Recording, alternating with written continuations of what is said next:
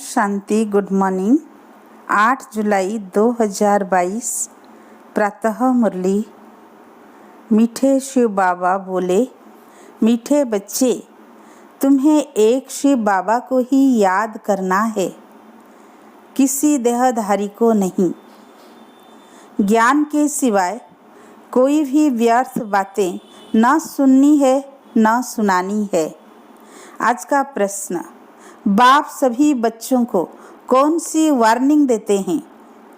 उत्तर, बच्चे बाप के बने हो तो ईश्वरीय बचपन को कभी भूल नहीं जाना, कोई भी विकर्म नहीं करना, बाप से प्रतिज्ञा कर उसे छोड़ना नहीं। अगर बाप को भूलेंगे तो माया खुशी गायब कर देगी, फिर बुद्धि हैरान होती रहेगी, घबराते रहेंगे, विकर्म करते रहेंगे, बुद्धि का ताला बंद हो जाएगा।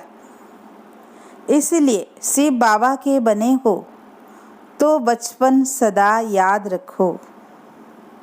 गीत, बचपन के दिन भुला न देना, आज हंसकर रुला न देना। ओम शांति। बच्चों ने अर्थ समझा।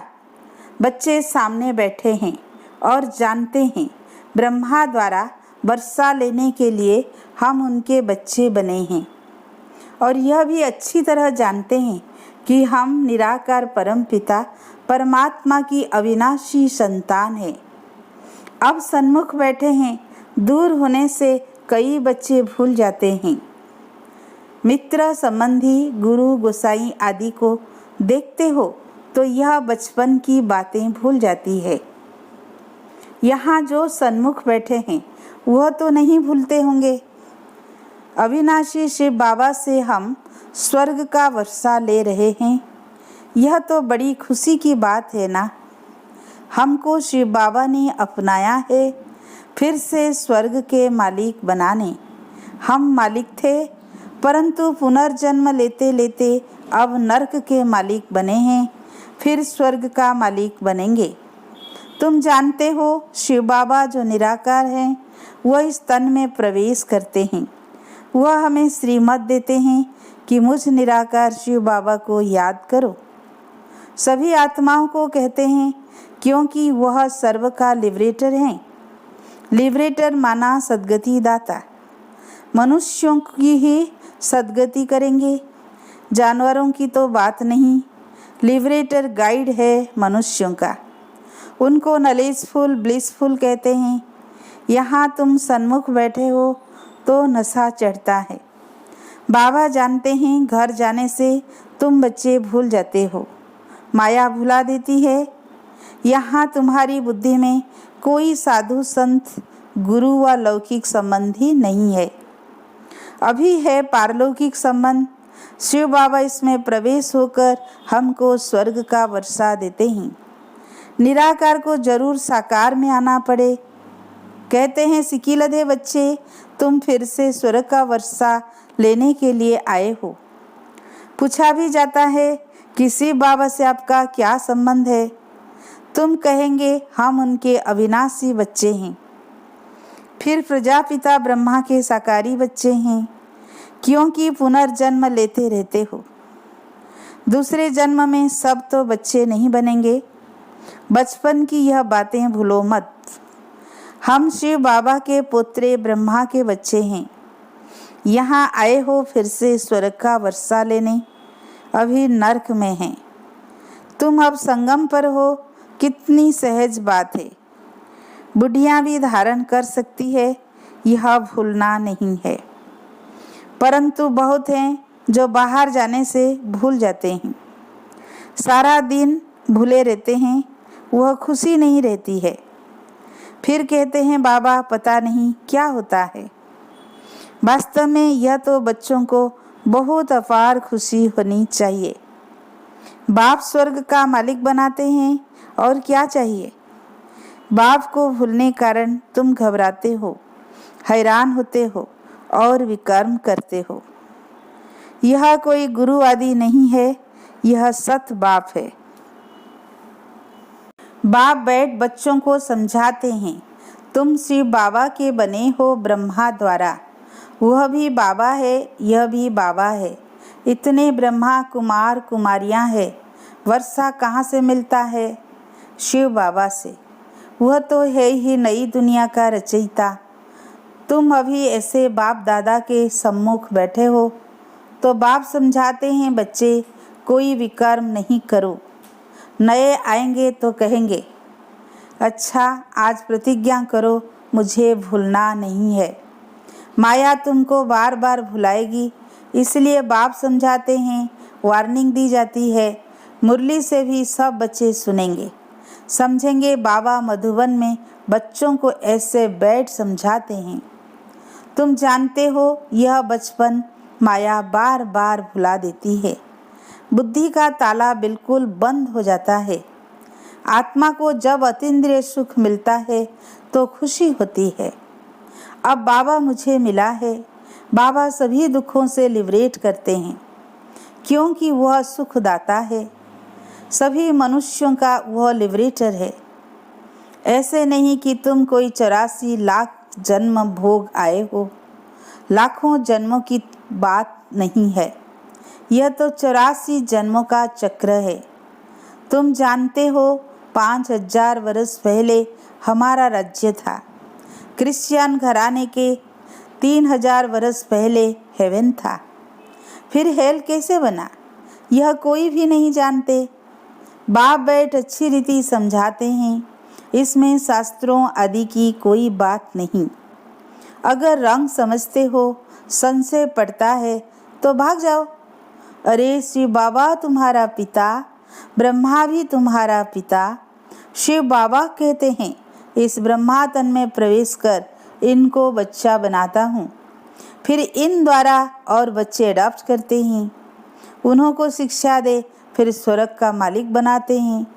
स्वर्ग के मालिक थे, अभी नर्क के हो। तुम देखते हो हम बाप के सन्मुख बैठे हैं। हम बच्चे दादे के वर्षे के हकदार हैं। पावन जरूर बनना है। पावन बनने बगैर आत्मा उड़ नहीं सकती। यह तो गफोड़े मारते रहते हैं, फलाना निर्वाण धाम में गया, वह ज्योति ज्योत समाया। जाता एक भी नहीं है। जो भी एक्टर है सबको हाजिर यहाँ होना है। जब तक विनाश शुरू ना हो तब तक हाजिर होना है। आत्माएं आती ही रहती है। जब वहाँ से आना पूरा हो जाता है तब लड़ाई लगती है। तुम्हारी राजाई स्थापन हो जाती है, वहाँ से भी सब आ जाते हैं। यह सब बातें बाप बहुत अच्छी रीति समझाते हैं, परंतु तुम भूल जाते हो। कितने भूले तो फारकती दे दी। अच्छे अच्छे बच्चे जो बाप के पिछाड़ी नौछावर हो जाते थे, यहाँ से जाते थे तो रो कर जाते थे। वहाँ जाने से नरकवासियों का संग मिलता है तो सब भूल जाते हैं। बाप वार्निंग देते हैं, बच्चे इस बचपन को कभी भूलना नहीं। तुमको तो एक शिव बाबा को ही याद करना है। कोई भी गुरु गोसाई आदि का फोटो भी नहीं रखना है। निराकार शिव बाबा का फोटो तो निकल न सके। तुम बच्चों को बाबा अभी अच्छे कर्म करना सिखलाते हैं। ऐसे अच्छे कर्म और कोई सिखला न सके। तुम श्रेष्ठ बन रहे हो। शरीर छोड़ेंगे तो भी ऊंच सर्विस ही जाकर करेंगे, क्योंकि तुम्हारी चढ़ती कला है। फिर जो जितना पुरुषार्थ करेगा। बाबा फिर भी कहते हैं, यहाँ तुम सन्मुख बैठे हो, यहाँ सुनते हो, याद रहता है, फिर बाहर जाने से झट भूल जाता है। ऐसे भी हैं, फिर आपस में झरमुई झगमुई उल्टी सुल्टी बातें सुनते सुनाते रहते हैं। ज्ञान नहीं है तो एक दो को बाह्यात बातें सुनाकर माथा खराब करते हैं। बाबा लेने के लिए आए हैं। बाबा कहते हैं, बच्चे मुझे याद करो तो इतना उच्च पद पाएंगे। इसलिए सिवाय ज्ञान के और किसी की भी ग्लानि आदि उल्टी सुल्टी बातें सुनो नहीं। बाप को कहते हैं हेवनली गॉडफादर, स्वर्ग स्थापन करने वाला, वर्ल्ड गॉड फादर, सभी मनुष्य मात्र का बाप एक ही निराकार है। तुम एक धर्म के हो जो ब्रह्मा कुमार कुमारियां बने हो, पीछे फिर और धर्मों की वृद्धि होती जाती है। सतयुग में एक ही देवी देवता धर्म होगा, सब गोरे होंगे, फिर इस्लामी लोग निकलते हैं, फीचर्स बिल्कुल डिफरेंट। बौद्धियों की शक्ल देखो कैसी है, सब धर्म वालों की शक्ल अलग अलग। अभी तो अनेक धर्मों का विनाश और एक धर्म की स्थापना हो रही है। तुम पतित से पावन बन रहे हो। याद रखना, तुम्हारी दुश्मन माया बड़ी दुस्तर है। सिवाय ज्ञान के कोई बाह्यत बातें सुनने से बेमुख हो शोक वाटिका में चले जाएंगे। बाबा बार बार समझाते हैं, तुम्हारा धंधा ही यह है, बाप से वर्षा पाने की युक्ति बताना। बाबा ने समझाया था, तुम्हारा परम पिता परमात्मा से क्या संबंध है, वह बोर्ड लगा दो, बड़ी अच्छी लिखत हो। ब्रह्मा कुमारियों का नाम सुनते डरते हैं, तो फिर और युक्ति से लिखा जाता है। बोर्ड पढ़ेंगे तो बाप दादा का परिचय मिल जाएगा। जरूर साकार द्वारा ही वर्षा मिलेगा। शिव बाबा है ही स्वर्ग की स्थापना करने वाला। मुसलमान कहते हैं बहिष्ठ स्थापन करने वाला। अभी तुम उनके बच्चे बने हो, ऐसे बाप को भूलो नहीं। माया कितनी जबरदस्त है, तो बाबा कहते हैं इस बचपन को भूल मत जाना।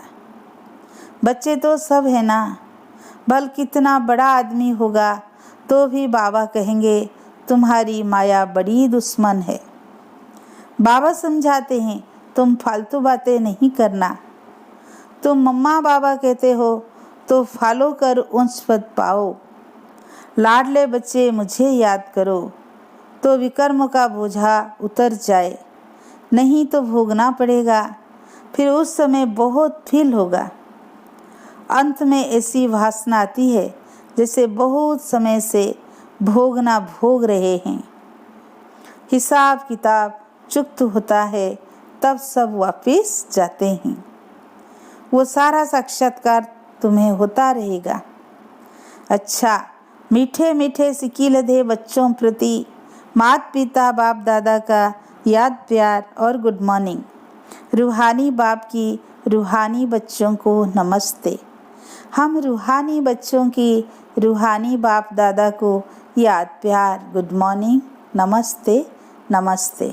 प्यारे बाप दादा को शुक्रिया शुक्रिया। धारणा के लिए मुख्य सार, फर्स्ट पॉइंट, संगदोष में आकर ईश्वरीय बचपन को भूलना नहीं। आपस में कभी भी कोई बाह्यत व्यर्थ उल्टी सुल्टी बातें न सुननी है न सुनानी है, ज्ञान की ही बातें करनी है।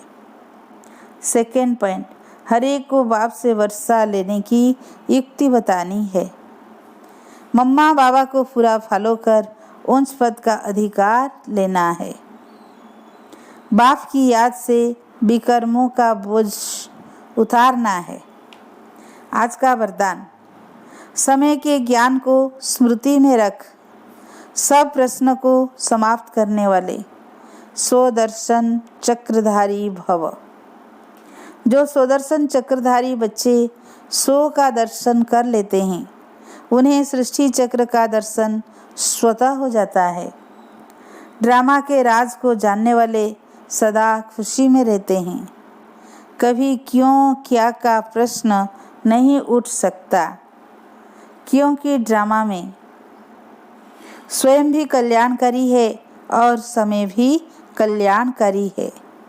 जो स्व को देखते स्वदर्शन चक्रधारी बनते, वो सहज ही आगे बढ़ते रहते हैं।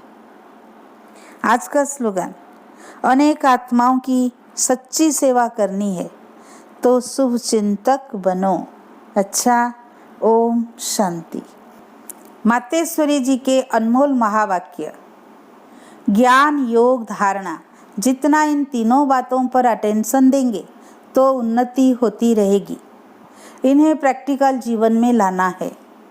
इस अविनाशी ईश्वरीय ज्ञान की प्रारब्ध से इमोर्टल सुख प्राप्त होता है।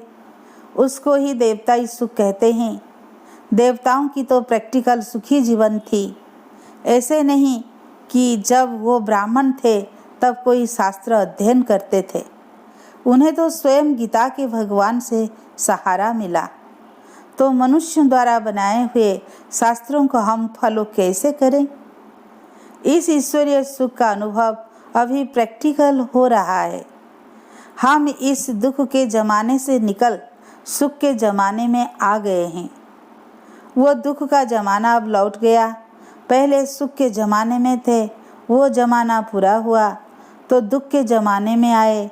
अब फिर से उस सुख की दुनिया में आ गए जहाँ 21 जन्म सुख में रहेंगे, फिर जल्दी दुख में नहीं आएंगे, धीरे धीरे उतरेंगे। अब यह गम का ज़माना सदा के लिए जा रहा है। अब तो सच्चा अतीन्द्रिय सुख होना चाहिए। बल इसमें मायावी विघ्न भी खूब पड़ेंगे, तो भी जिन्हों को यह पूर्ण निश्चय है कि पुरानी दुनिया गुजर चुकी है, उन्हों को गम की लेस नहीं आ सकती। अगर कहाँ लेस आती है तो समझना है कहाँ जरूर विस्मृति है। तो अपना भी ईश्वरीय ज्ञान सिर्फ सुनने तक नहीं है, परंतु धारण कर लाइफ में फर्क आना चाहिए। यह यथार्थ मार्ग हमें अभी मिला है। बाकी ऐसे नहीं समझना हमने परमात्मा की गोद ली तो बस इतना करने से पूरी प्राप्तियां नहीं हो सकती। परमात्मा मिला है पुरुषार्थ का मार्ग बताने के लिए। अब उस मार्ग पर चल प्रैक्टिकल ईश्वरीय जीवन बनाना, बस यही है सच्चा सुख।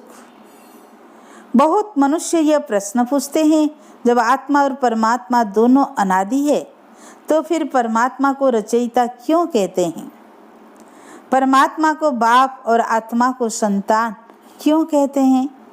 अब इस पर समझाया जाता है, परमात्मा भी अनादि है, यह सारी दुनिया अवश्य मानती है। उसके लिए ऐसा प्रश्न उठ नहीं सकता कि परमात्मा को किसने पैदा किया। नहीं, वैसे आत्माएं भी अनादि और अविनाशी है, परंतु दुनिया के लोग ऐसे समझते हैं आत्मा परमात्मा का अंश है तो वो भी परमात्मा हो गया, इस हिसाब से अनादि समझते हैं। अब यह तो हुई उन्हों की मत, लेकिन स्वयं परमात्मा द्वारा हम जान चुके हैं कि परमात्मा पिता है और हम आत्माएं उनके बच्चे हैं। पहले बाप आता है, बाद में बच्चे पैदा होते हैं। भले हैं दोनों अनादि, लेकिन परमात्मा को पाठ मिला हुआ है। आत्माओं ने यह सुख शांति का वर्षा खोया है तो फिर उन्हों को ही लेना पड़ेगा। हम इस हिसाब से परमात्मा बाप और आत्मा बच्चे का संबंध रखते हैं। बाकी परमात्मा तो खुद पिता है, वो स्वयं सुख शांति का सागर है, उसके पास फुल नॉलेज है, वो खुद ही दाता है। इस प्रकार से भी हम बाप कहेंगे। जब हम बाप कहते हैं तो जरूर बच्चा भी है। बाप कहने से बच्चा सिद्ध हो जाता है। अगर परमात्मा न होता तो फिर देने वाला कौन होता? जब देने वाला है तभी तो हम लेने वाले हैं। तो दोनों का पाठ अलग अलग ठहरा। आत्मा परमात्मा का भल एक रूप है, परंतु परमात्मा को नॉलेजफुल कहते हैं। उन्हें रचने का पाठ मिला हुआ है। आत्माएं उनकी क्रिएशन है। अच्छा, ओम शांति।